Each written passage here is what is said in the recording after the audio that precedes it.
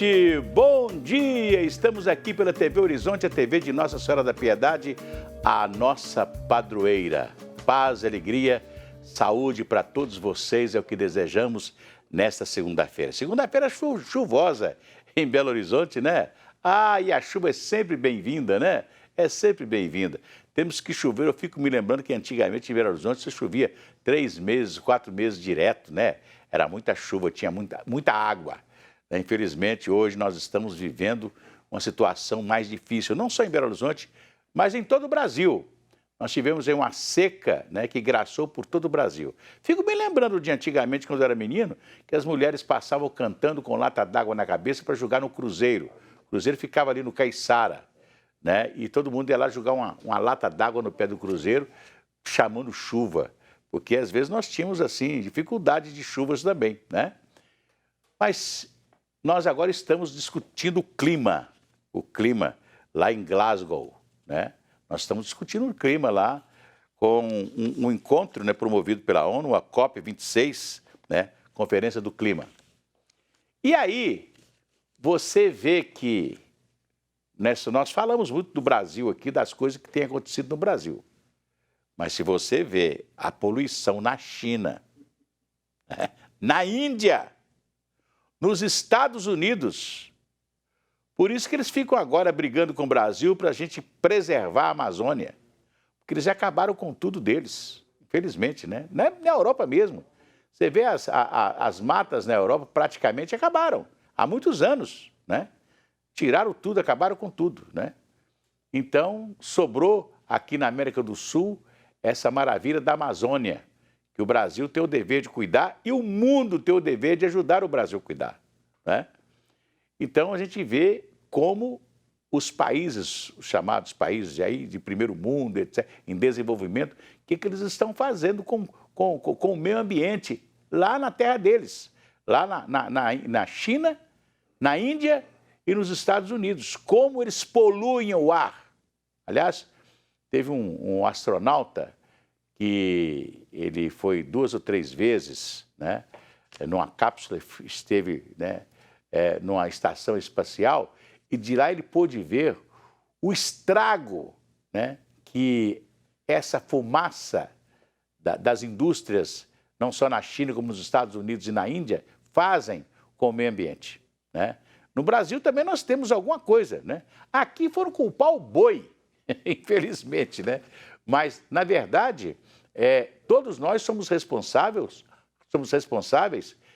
pelo meio ambiente.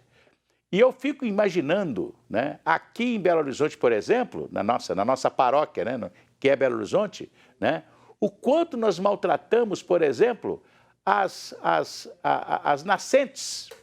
As nascentes. Você vê que tem nascente.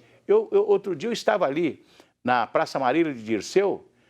Tem um prédio ali que a água sai do prédio, aquele torpedo de água, né? O que é aquilo? Uma nascente. Simplesmente construíram um prédio onde tem a nascente, né?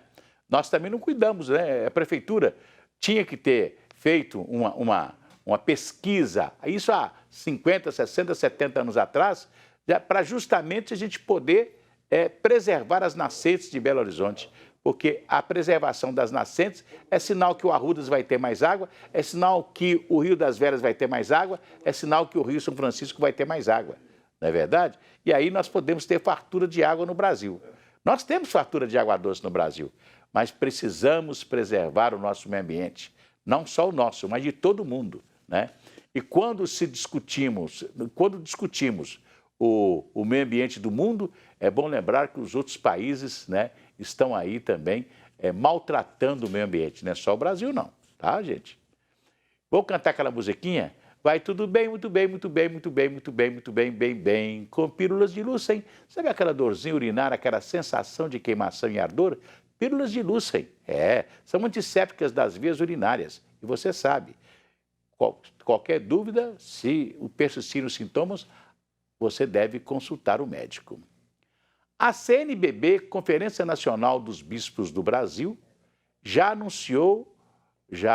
anunciou a campanha da Fraternidade 2022. E a entidade apresentou recentemente também o hino oficial da campanha que foi escolhido por meio de um concurso. Quem fala sobre isso é o André Cristino. André.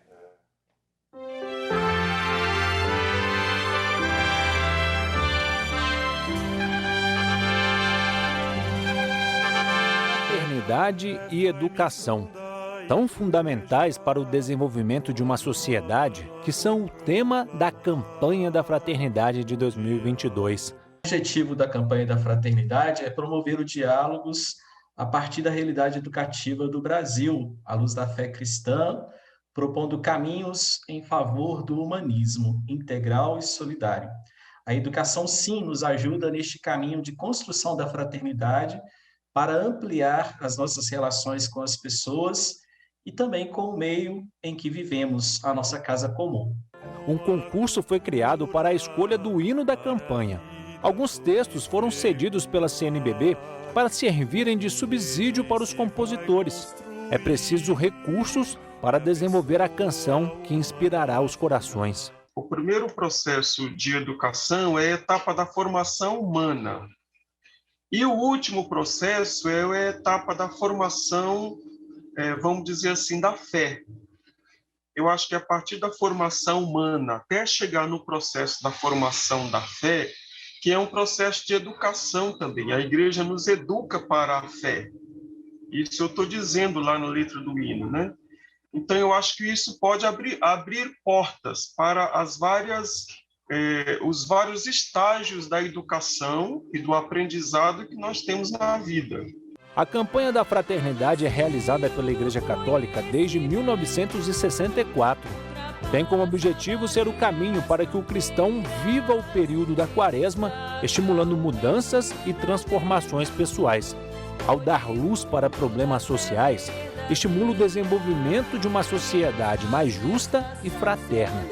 Sabendo da grandiosidade dessa obra da CNBB, que já vem fazendo há tanto tempo e que certamente já levou as mais diversas reflexões, dentro de cada comunidade, conseguiu levar da discussão lá de cima dos bispos, da sua reflexão, e levar para isso ser discutido e pensado e ajudar a modificar as realidades de tantas comunidades, e saber que eu pude dar uma pequena contribuição para essa discussão que vai acontecer nesse próximo ano é muito interessante, é muito, muito legal saber disso. O lema "Fala com sabedoria, ensina com amor" é uma receita para a educação, não só nas escolas, mas no contato diário entre as pessoas. O ato de educar com amor muito colabora para, de fato, este aprendizado diante das áreas de conhecimento, porque marca também a presença amorosa de alguém que ensina um caminho e que desperta também, seja no aluno, esta vontade de conhecer e também de apresentar aquilo que ele traz em seu coração, em sua vida, como suas experiências pessoais, que podem também colaborar neste processo de conhecimento. É muito importante a campanha da Fraternidade, que tem esse tema, né? Educação, fraternidade e educação, lema, fala com sabedoria, ensina com amor. É muito importante, porque eu sempre vivi, sempre com muita expectativa, desde quando foi lançada a campanha da Fraternidade. A campanha da Fraternidade sempre foi um mote que a Igreja do Brasil tem para lançar um tema muito importante. Eu lembro quando foi Justiça e Trabalho para Todos, né? E esse ano é a Fraternidade e a Educação. A educação é um dos temas mais importantes do nosso país. Educação tinha que ser uma coisa de governo, não podia ser, tinha que ser uma coisa de Estado, não é a coisa de governo. De Estado, não de governo. Porque o Estado, qualquer governo que entra, qualquer presidente que entra, qualquer governador que entra, ele é obrigado a... Nós temos uma lei para seguir, a lei de diretrizes e bases da educação, não é verdade? Mas eu acho que, eu sempre falo isso, né? Se você trocar tudo aquilo que você faz para a pobreza, se você colocar mais educação, se nós mudarmos a geração do Brasil, E é isso que a igreja está pensando nesse momento, né? De chamar a atenção para um problema muito nosso, que é a educação. E enquanto nós não tivermos família bem constituída, né? Educação, né? Escola para as crianças, né? E a gente poder mudar a geração do Brasil, né? O dia que nós mudarmos a geração do Brasil é coisa de 20, 25 anos. Se nós tivermos governos aí pensando seriamente nisso, de 20, 25 anos nós mudamos a geração do Brasil. A geração que vem vai ser uma geração melhor, se Deus quiser. E é isso que nós estamos esperando. Tá legal? Pois é. Então, vamos sempre fazer isso, né? Trabalhar pela educação, isso é muito importante. Eu fico vendo, eu fico me lembrando, né? Da escola que eu tive, da pobreza da escola que eu tive, né? Da falta de merenda. Nós não tínhamos merenda, porque era tão pobre a escola, e era uma escola do Estado. Mas só as escolas mais bem constituídas tinha cantina, merenda e etc. O nosso, nada. Nossa, era difícil ter, às vezes, de vez em quando, um pãozinho com um doce de leite passado no dia das crianças, ou uma mortadelazinha no meio do pão, porque era a comemoração do dia das crianças, porque a escola era muito pobre, de muitas dificuldades, não é verdade? Então, eu fico me lembrando da escola que eu tive e, graças a Deus, aprendi bem, né? Da escola que eu tive desde criança. Mas quantas escolas que podem ser melhor ainda, não é verdade? E dar às crianças um futuro melhor. Né? O futuro do Brasil está na escola, está no aprendizado. Por isso que a campanha da fraternidade é muito importante nesse próximo ano, se Deus quiser. Pois é, o presidente Bolsonaro está lá na Europa, estava na Itália, e até teve problemas com o pessoal de imprensa, xingou alguns repórteres e etc. Tal. Mas ele estava falando que tem um plano B, problema do Auxílio Brasil, que ele, é claro, quer ter um Auxílio Brasil que não seja o Bolsa Família. O Bolsa Família tem a marca do Lula, não é verdade? Do PT. E ele teria que fazer isso no início do governo, né? Mudar isso no início do governo. Não, ele está mudando no final do governo. E quer agora, quando a situação eleitoral não está muito boa para ele quer dar um Auxílio Brasil de R$400 para as pessoas que recebem o Bolsa Família hoje. Só que o governo não tem esse dinheiro, né? Porque hoje, graças a Deus, hoje no país, depois da Constituição de 88, toda despesa tem que ter a fonte para fazer a despesa. Né? Você tem que indicar a fonte, onde você vai tirar o dinheiro para pagar isso, onde você vai tirar o dinheiro para fazer aquilo. Por isso que não me esqueço do governador Francelino Pereira, grande figura. Ele estava inaugurando um paredão na cidade de Januária, que tinha sido invadida pelas águas do Rio São Francisco, cheia, muito grande, em Minas Gerais. E aí, então, a cidade de Januária ficou debaixo d'água. E ele mandou fazer um paredão. Aí nós estávamos lá em Januária e o Valduque Vanderlei, que era um empreiteiro, nascido em Montes Claros, né? A firma dele é uma empreiteira muito grande e tal, falou assim: governador, pode anunciar a ponte que eu começo a ponte amanhã. Depois nós arranjamos o dinheiro. Eu falei assim: não, eu não posso fazer isso, Valduque. Eu não tenho dinheiro no orçamento. Para me fazer a obra, tem que ter o dinheiro no orçamento. E eu não tenho. Não, mas nós arranjamos. Eu falei assim: não, não pode. Infelizmente, eu não vou fazer isso. Essa é a irresponsabilidade de anunciar uma obra que eu não tenho dinheiro para fazê-la. Tá vendo? Eu não vou mentir para o povo de Januária, de Pedras de Maria da Cruz e etc., aquela região ali, que a ponte era muito importante, porque você atravessava o rio numa balsa, caminhão, ônibus, tudo dentro da balsa. E a balsa era tocada por um barquinho a motor que levava a balsa, né, de um lado para o outro do rio. Né? E tinha problemas, que às vezes o rio baixava, subia, vinha banco de areia, era difícil, né?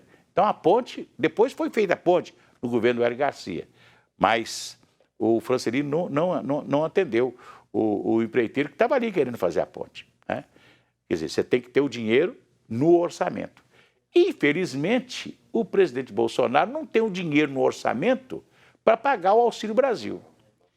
E aí entrou com a tal de PEC dos precatórios. Porque existe uma lei, eu quero falar, inclusive, explicar a vocês, que muita gente não sabe, o que é precatório. Você toca uma ação contra o governo federal. Isso também no governo estadual e governo municipal.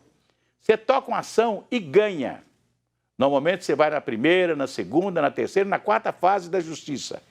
E ganha a ação. Ganhou a ação, não tem mais direito a qualquer tipo de recurso. Então o governo é obrigado a pagar. Esse dinheiro entra na relação dos precatórios, de pessoas que têm para receber do governo federal. Então o governo federal é obrigado, da sua arrecadação, juntar X% todo ano para pagar os precatórios. E hoje, os precatórios da Justiça, que esse negócio está lá, você tem lá uma relação de quando os precatórios vão ser pagos, tem uma relação imensa de dinheiro, e tem muito dinheiro no precatório, tem mais de 100 bilhões guardado para pagar os precatórios. Então, o que o presidente quer fazer? Quer usar esse dinheiro do precatório, como o governo Pimentel usou aqui, em Minas Gerais. Pegou o dinheiro do precatório, mais de 6 bilhões do precatório, para resolver o problema do governo, que não resolveu. Né? Então, é o que o presidente está querendo fazer. Pegar parte do dinheiro do precatório para poder pagar o Auxílio Brasil. Ele disse lá na Europa que tem um plano B. Vamos saber, né? Porque até agora o Congresso não votou a PEC dos precatórios, infelizmente. Vamos cantar aquela musiquinha? Se a criança acordou, dorme, dorme, menina, tudo calmo ficou, mamãe tem. Auricedina é um analgésico antisséptico de uso local para adultos e crianças, todo mundo sabe. Dor de ouvido, Auricedina. Se persistirem os sintomas, o médico deverá ser consultado. Um estudo divulgado pelo Imperial College de Londres, na Inglaterra, apontou Belo Horizonte como a capital brasileira que mais se destacou no controle da pandemia. Olha aí, Leonardo Apolinário. A pesquisa comparou os números da pandemia em 14 capitais brasileiras e concluiu que mais de 328 mil mortes por Covid-19 poderiam ter sido evitadas no Brasil se as taxas de mortalidade hospitalar de Belo Horizonte fossem observadas nas 14 capitais que participaram do estudo. Segundo um dos infectologistas e membro do Comitê Municipal de Enfrentamento à Covid-19 da Prefeitura de Belo Horizonte, a bem-sucedida gestão da pandemia se deve ao planejamento, que começou quando os primeiros números começaram a aparecer no mundo. O planejamento para enfrentar essa pandemia começou em janeiro do ano passado, logo que foi detectado o vírus e que foram divulgados os primeiros trabalhos, passou-se a já planejar para uma possível pandemia, o que aconteceu de fato. Então, em março, no dia 18 de março, a Prefeitura criou o Comitê de Enfrentamento, mas mesmo antes da criação do comitê já havia um planejamento sendo feito. Desde março de 2020, foram mais de 6 fechamentos e dezenas de flexibilizações. A chamada política de abre e fecha em BH, como ficou conhecida no Brasil, foi alvo de críticas. Logo nos primeiros 50 casos comunitários, né, de casos detectados na comunidade, houve o primeiro fechamento para que os hospitais e a estrutura hospitalar se preparasse para o que viria. Né, houve uma crítica muito grande, fechou muito cedo. Não, na realidade fechou no momento certo, porque nós não tínhamos estrutura praticamente nenhuma para enfrentar o que viria depois. E que hoje, de trás para frente, né, é mais fácil da gente perceber que a gente estava correto. Né? De janeiro a julho deste ano, Belo Horizonte registrou o menor percentual de mortes por Covid. Dos mais de 43 mil pacientes internados, cerca de 7.800 morreram, um número que representa 18%. Nas semanas mais intensas da pandemia, o percentual de óbitos foi de 12%. Já na menos intensa, este número chegou a quase 8%. Então, nós tivemos um acompanhamento, uma vigilância epidemiológica bem feita, né? Tivemos intervenções que foram adequadas, a criação de leitos de terapia intensiva de forma gradual, né? E fomos aumentando e diminuindo esses leitos de acordo com a necessidade da cidade. Com o avanço da vacinação, os índices de monitoramento estão caindo e a normalidade vem voltando aos poucos.